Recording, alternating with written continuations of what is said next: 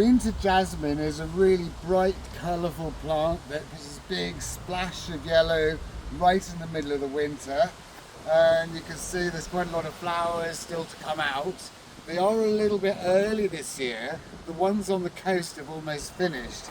And these are very early here more inland.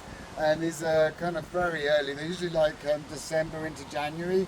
So they're kind of probably going to be finished by January this year.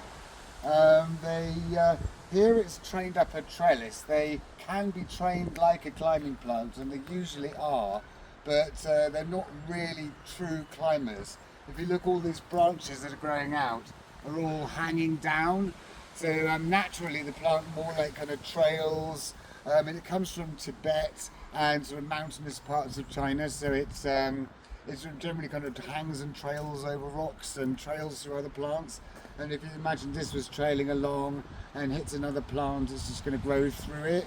So you can just easily train them like up and tie them on higher, and then they'll grow more bits hanging down. But yeah, they can be grown like a climber, but they're not technically a climber.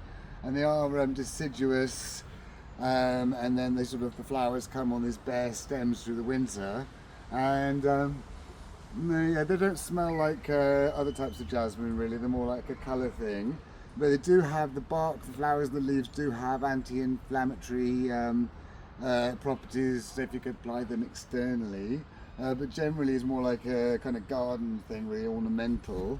And they are incredibly tolerant of frost because they come from Tibet, so they're really tolerant of cold temperatures.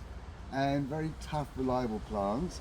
They seem to like semi-shade really.